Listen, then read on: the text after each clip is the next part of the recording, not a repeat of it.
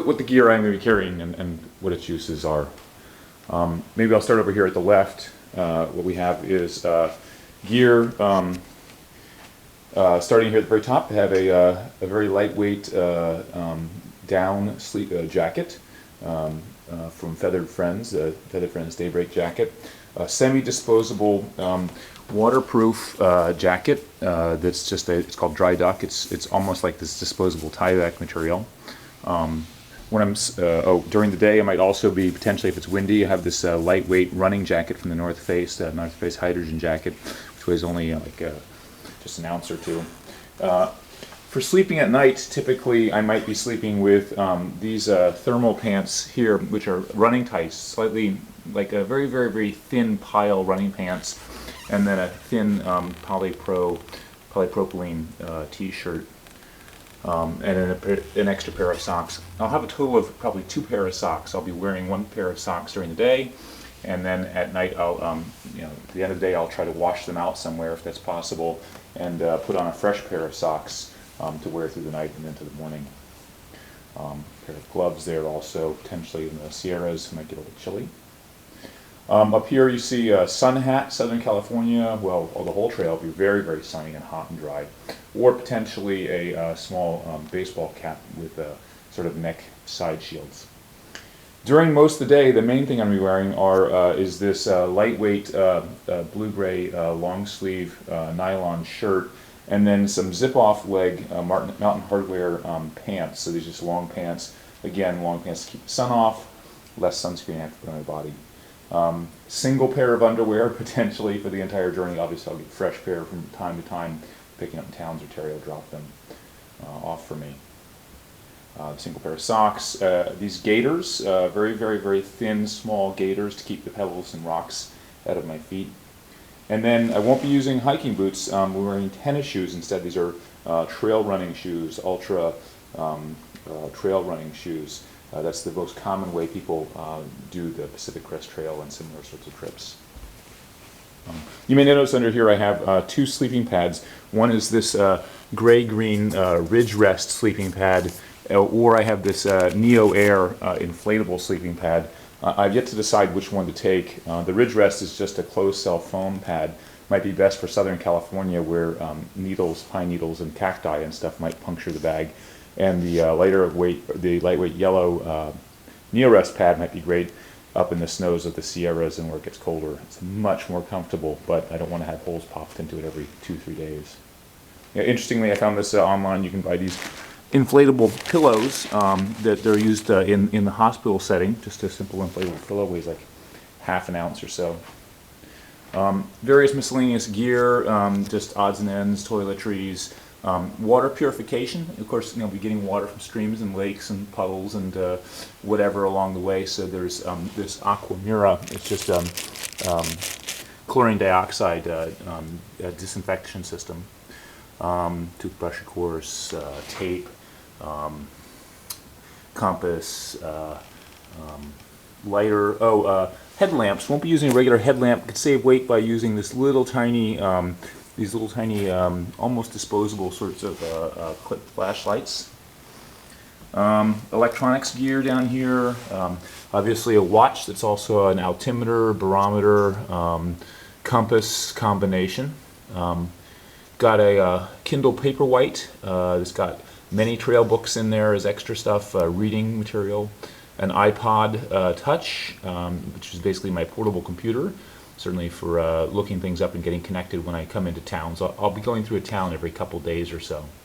And then a simple lightweight phone, and then some adapter cords, charger cords, and earplugs. That's the electronics. Getting into some of the mainer, heavier stuff, we have here a tent. The tent is very lightweight. It's the Notch from Tarp Tent. There's these very, very lightweight sets of tents.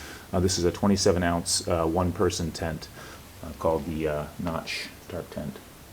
Water, I'll have these water bottles here, just disposable, whatever drinks that get blown to town, want a fresh bottle, I can just get like a Gatorade bottle and drink down the Gatorade and then just refill it with water after that.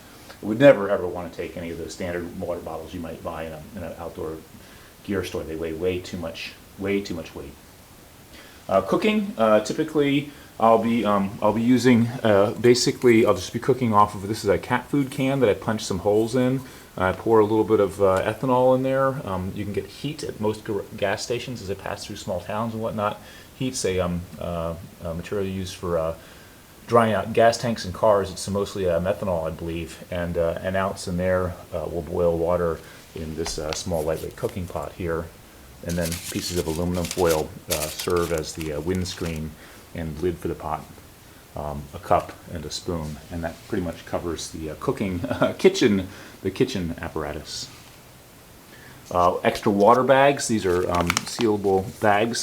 In the desert Southwest, there may be 20 and 30 mile stretches at a time that have no water in them. Not really shown well here by the various types of guides and hiking books. I'll not be carrying a full book, but rather just sheets of paper at a time, sheets of maps, and only the sections that are within the next 100 miles or so of where I'm at. Terry will be mailing me the sections in blocks, so I don't have to carry the whole journey's worth of information at one time. Assorted extra bags. These are theoretically odor-proof bags. Will keep mice and stuff away from the food. I'll be eating quite a bit of food as I go, probably about 2.5 pounds a day, which would work itself out to 200 to 300 pounds worth of food. In some cases, Terry will be, I've got preset drop boxes that I'll be filling up, and she'll be mailing them to various locations of small towns that I'll be passing through from time to time. But often I'll be passing through a small town or even moderate-sized towns, for example, and I'll just punch into the local supermarket and grab stuff that seems interesting to me. Also high on the list in terms of weight is, of course, this backpack. I have a Mariposa Plus backpack. Again, this is considered on the medium end of the ultralight backpacks. So it's a very minimalist sort of lightweight backpack, but it's actually quite comfortable, and I've been using it since last summer. Trekking poles. These are carbon fiber, sort of like ski poles basically, but they're helpful to make the trip just a little bit easier on every step.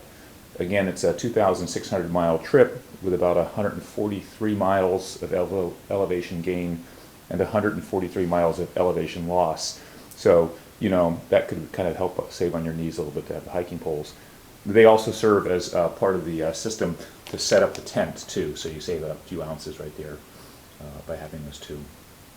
Oh, underneath you see these plastic bags. These are large trash compactor bags. One's a complete bag. It'll go inside the backpack, and I can store away anything in there. And all my dry clothes, everything else can just go rolled in there.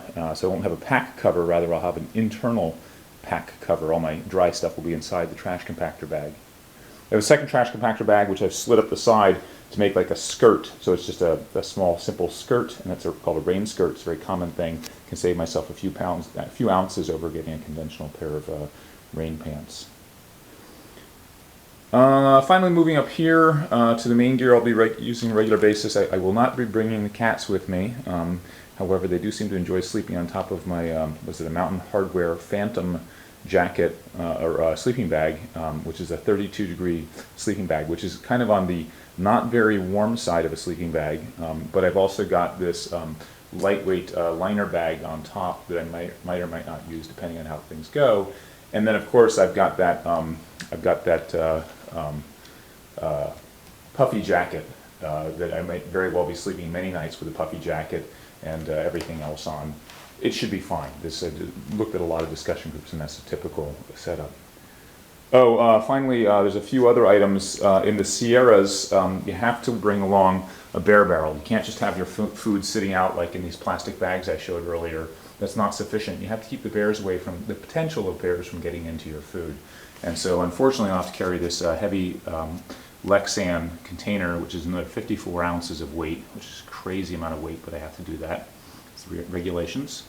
Potentially in the deep snow there. I won't be bringing an ice axe, some of the high passes and stuff I have to cross. Rather, I'll probably bring a set of lightweight cord like this, what is this, maybe 3mm mountaineering cord, and a couple of carabiners. And I think I should be able to rig something up. I've looked at a couple of high passes. That should be fine for me. Extra baskets for the trekking poles. When I'm not actually in snow around that region, it gets to be in heavy mosquito area, so some extra mosquito repellent and a head net. Again, I may or may not bring the head net with me from the very beginning. So overall, that's all the gear I'll be bringing with me on the PCT. It seems like quite a bit, but in relative scale of things, when I would normally go backpacking and have a nice, very comfortable backpacking trip, say a year or two ago, I might be carrying 28 pounds worth of gear, if you're not counting food, fuel, or water. By looking very carefully at my gear and selecting it down to the set you see here, I'm just at about 14 pounds carried on my back, so 28 pounds down to 14 pounds. It's quite a bit of savings. So that's my gear.